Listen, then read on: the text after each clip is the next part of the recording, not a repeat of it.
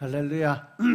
오늘 하나님 말씀 사도행전 21장 24절부터 32절까지입니다. 24절부터 32절까지.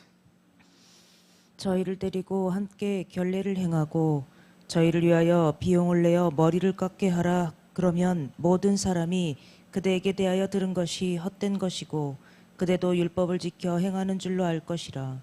주를 믿는 이방인에게는 우리가 우상의 제물과 피와 목매어 죽인 것과 음행을 피할 것을 결의하고 편지하였느니라 하니, 바울이 이 사람들을 데리고 이튿날 저희와 함께 결례를 행하고 성전에 들어가서 각 사람을 위하여 제사 드릴 때까지의 결례에 만기된 것을 고하니라. 그 이래가 거의 참에 아시아로부터 온 유대인들이 성전에서 바울을 보고 모든 무리를 충동하여 그를 붙들고 외치되, 이스라엘 사람들아 도우라. 이 사람은 각처에서 우리 백성과 율법과 이곳을 해방하여 모든 사람을 가르치는 그자인데, 또 헬라인을 데리고 성전에 들어가서 이 거룩한 곳을 더럽게 하였다 하니, 이는 저희가 전에 에베소 사람 드로비모가 바울과 함께 성내에 있음을 보고 바울이 저를 성전에 데리고 들어간 줄로 생각함일러라. 온 성이 소동하여 백성이 달려와 모여 바울을 잡아 성전 밖으로 끌고 나가니 문들이 곧 닫히더라.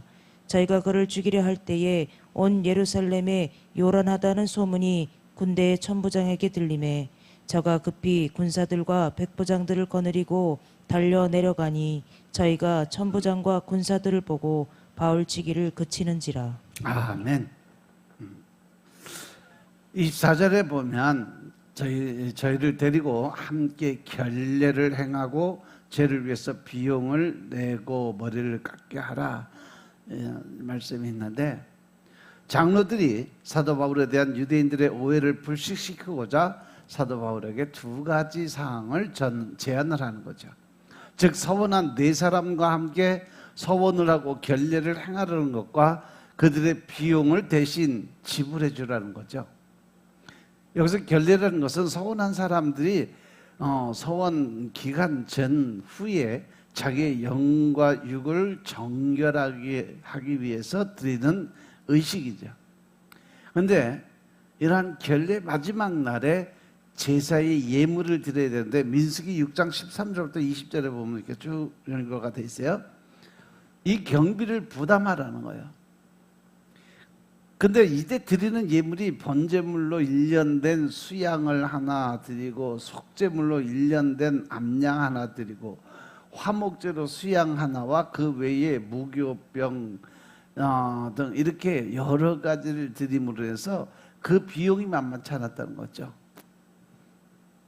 양을 2마리씩이나 드리고, 또 무교병 그리고 또 그 모든 것을 사고, 점이 없고 흠이 없는 것들도 그때 당시에 상당히 비쌌어요.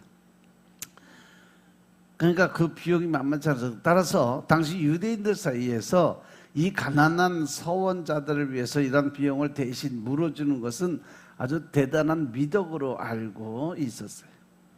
그래서 헤롯 아그리파 1세도 가난한 나시린을 위해서 이러한 비용을 대신 지불했을 정도였어요. 한편 이 장로들의 이러한 제안은 사도 바울로 하여금 단순히 재력으로 유대 그리스도인들에게 환심을 사려는 것이 아니었죠. 다만 사도 바울은 그동안 이방인 사도로 활약하면서 할례를 미시한 소위 구약 율법의 문자적 어떤 불필요성을 주장해서 구약 율법 전체, 나아가서 하나님을 모독하는 자로 오해받아온 것이 사실이에요.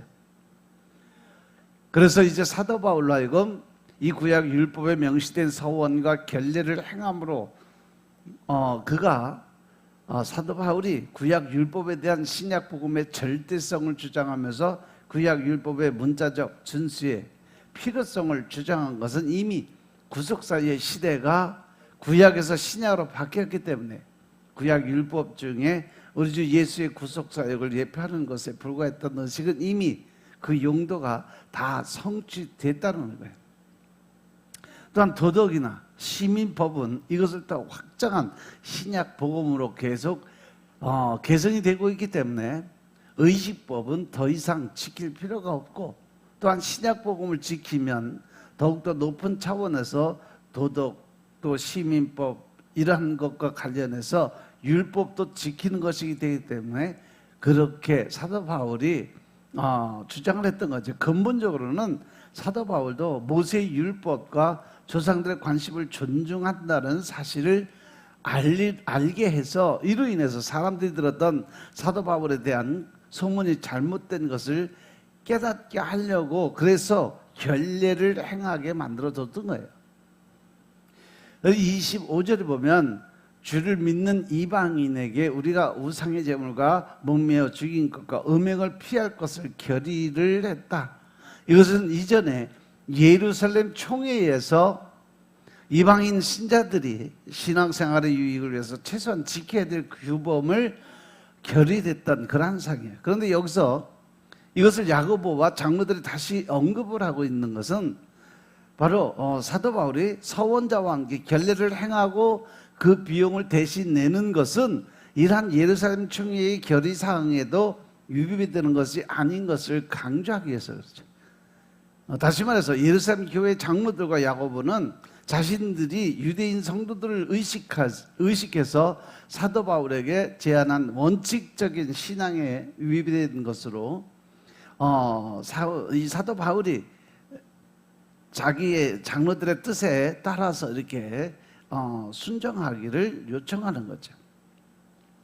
그래서 26절에 보면 결례에 만기된 것을 고했다는데 사도 바울은 야고보와 장로들이 제시한 해결책에 동의를 했어. 그래서 그는 바로 그 이튿날부터 서원한 네 사람과 함께 결례를 행하고 성전에 들어가서 제사장에게 결례 기간의 종료일 마지막 날이 언제인지를 이야기를 했죠. 그런데 이 같은 사도 바울의 태도가 언뜻 보기에 이제 신약 시대에 이르러서 구약 의식법의 성취 폐기를 주장하던 그의 태도와 이렇게 배치되는 그러한 장면을 보게 돼요. 사도 바울은 예루살렘에 올 때 이미 위험이 닥쳐올 것이라는 것을 이미 알고 있었고 죽음도 두려워하지 않았기 때문에 그래서 그러한 그가 단순히 자신의 어떤 신변 안전을 위해서 타협책을 쓰거나 소신을 굽혔을 리가 만무하다는 거죠. 따라서 사도 바울은 분명 구약 의식법은 이미 폐지됐지만 이제 구속사의 시대가 구속시대에서 신약시대로 이전된 일종의 과도기였던 이 당시에 아직도 의식법에 연연하는 유대인 성도들에게 그 시시비비를 굳이 가림으로써 어떤 불필요한 그 모습을 보이기보다는 일단 그들과 사전에 공감대를 형성하기 위해서 비록 폐기는 되었지만 그렇다고 그 자체가 악한 것은 아닌 외식법을 자신도 준수해 주었던 것으로 이해하는 것이 옳다고 보죠. 그래서 이제 26절까지가 이제 사도 바울의 어떤 결례까지가 들어갔고 이제 27절부터 36절에서는 바로 이 사도 바울이 결국 이제 잡히는 그 사건이죠. 그래서 27절부터 36절에서는 사도 바울이 유대인의 신자들의 오해를 풀기 위해서 택한 결례를 마칠 때쯤 되니까 아시아로부터 온 유대인들의 소동에 의해서 아가보 선지자의 예언대로 체포돼서 결박 장면이 소개돼요. 그 결박당하는 사도 바울이 체포된 경위이 그렇죠. 사도 바울은 유대인 신도들의 오해를 시정하기 위해서 예루살렘 교회 지도자들의 세가를 받아들여서 일주일을 기간으로 성전에서 결례를 행해요. 그런데 27절부터 29절에 보시면 결례의 기간이 끝나갈 즈음 아시아에서 온 유대인들이 무리를 충동질해서 사도 바울이 이방인 드로비모를 성전 안뜰에 데리고 들어갔다고 해서 성전을 더럽혔다고 모함을 하게 됩니다. 결국 30절 31절에 보시면 사도 바울은 흥분한 유대인들에 의해서 성전 밖으로 끌려나가서 몰매를 맞으며 죽음의 위기에 놓이게 되죠. 이때 백성들의 소요들을 들은 천부장이 달려와서 사도 바울을 체포함으로써 사도 바울은 당연히 죽음의 위기에서 벗어날 수가 있어요. 이로써 사도 바울은 5년간의 옥중 생활을 여기서부터 이제 시작이 되는 겁니다. 그리고 이제 본문 이후에 기사는요, 사도 바울이 미결수의 몸으로 로마에 가기까지 모두 그의 옥중 생활과 관련된 내용이죠. 여기서 보는 것처럼 사도 바울은 로마 병사들에서 소유죄로 체포가 됐어요. 그런데 사도 바울이 체포된 근본 원인은 유대교와 기독교 간의 갈등 때문이었죠. 따라서 이 부분을 이해하기 위해서는 초대교회 당시에 유대교와 기독교 간의 갈등 문제를 이해하는 것이 가장 먼저 되어야 된다고죠. 사도 바울처럼 사악한 자들의 계기 때문에 옥에 갇히는 신세가 되지만 하나님 오히려 이를 사도 바울이 로마에 가게 되는 계기로 삼으셨죠.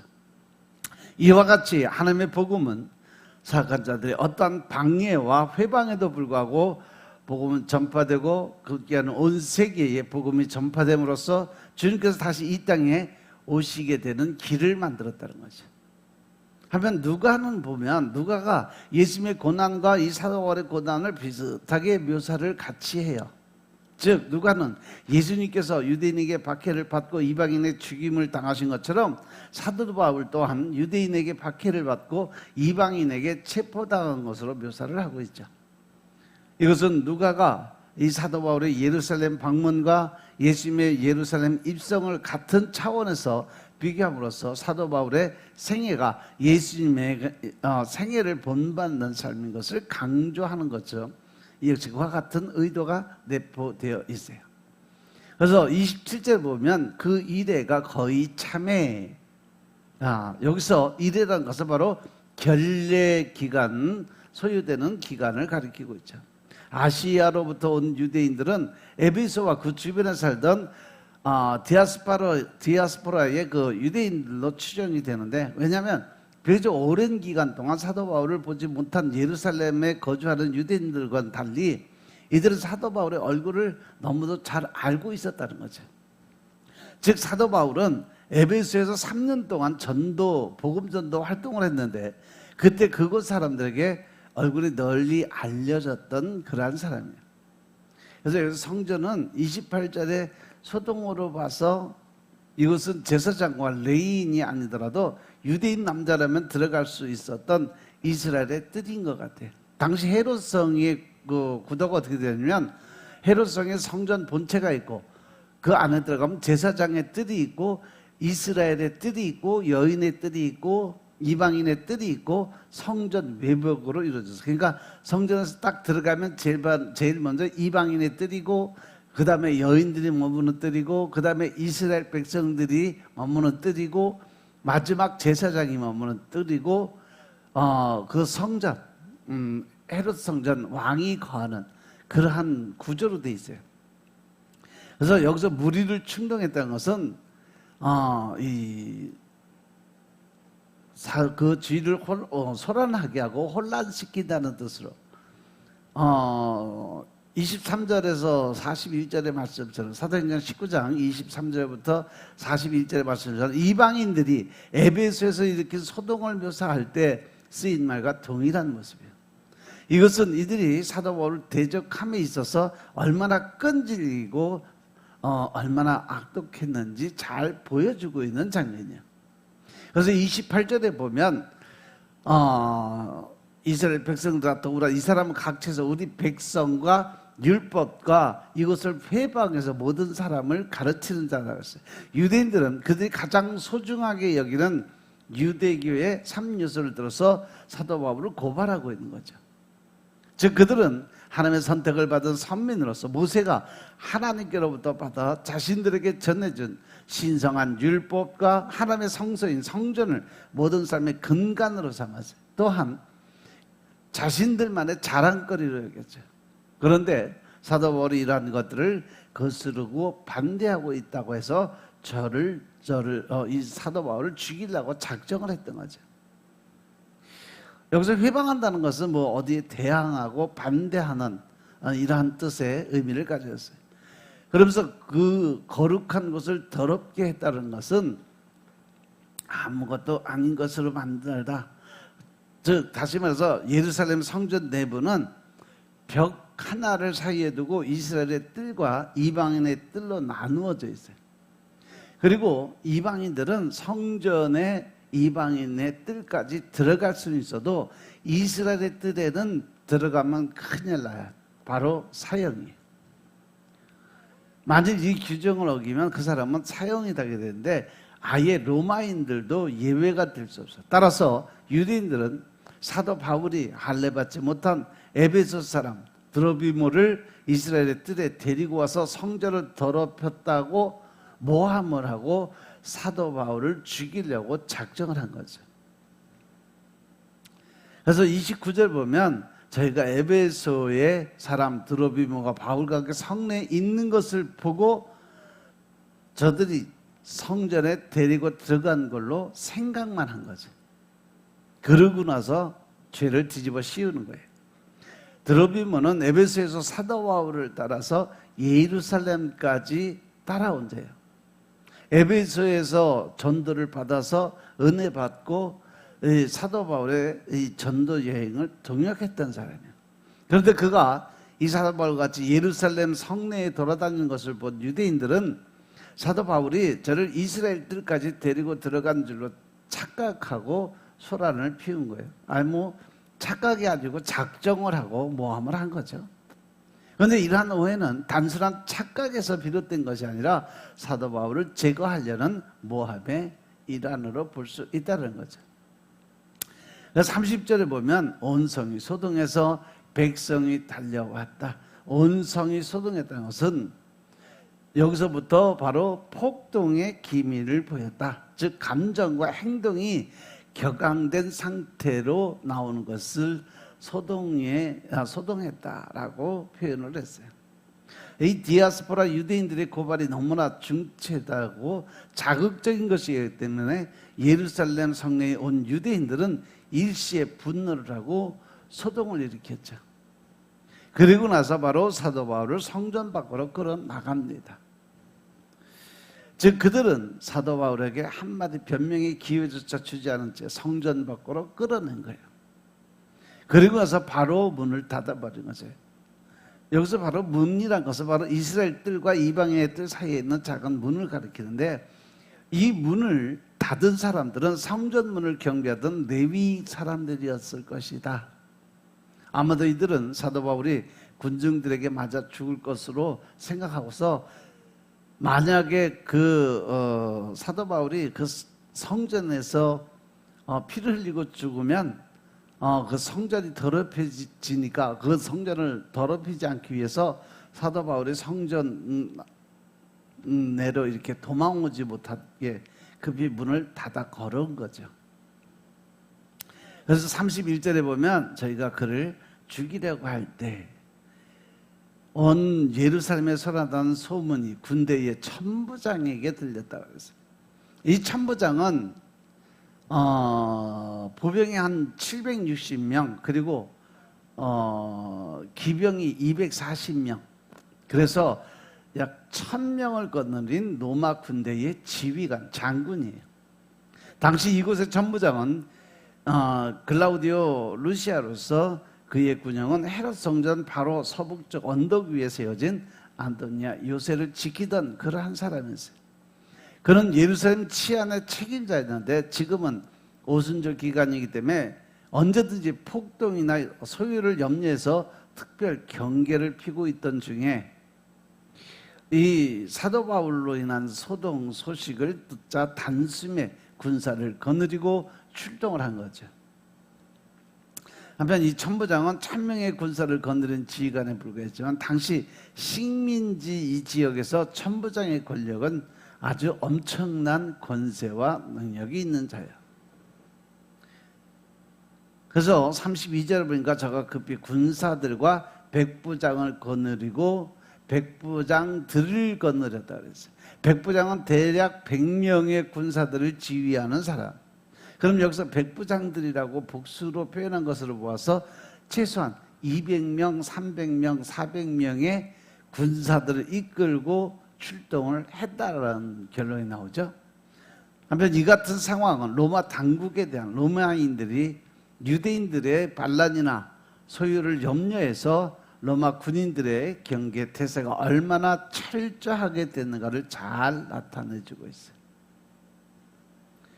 그러고 나니까 이제 전부장, 백부장들이 군대가 들어오니까 사도 바울을 돌로 치던 것을 이제 그쳤다 그랬어요. 당시 이스라엘은 로마의 지배를 받고 있었기 때문에 로마 당국의 승인을 받지 않고는 사형을 집행할 수가 없었어요. 그래서 유대인들은 로마 군대가 출동하니까 그들이 사도 바울을 사살을 죽이려 했던 행동이 불법임을 알고서 그 행동을 멈춘 거죠. 사실 바울은 이 위기의 상황을 이방 군대의 도움으로 가까스로 면하게 된 셈이에요. 그러나 이것이 정녕 저를 구원해서 로마로 보내시기 위한 하나님의 섭리의 결과, 즉 하나님의 계획 안에 들어있던 그러한 일이었음을 믿으시기 바랍니다. 나머지는 다음 시간에 하겠습니다. 기도드리겠습니다. 아버지 하나님 감사드립니다. 오늘도 아버지의 은혜 가운데 우리가 사도 바울을 통해서 하나님의 뜻이 이루어지고 또한 그의 믿음의 본질 안에서 담대한 믿음을 우리가 보고 배울 수 있도록 도와주시니 감사합니다.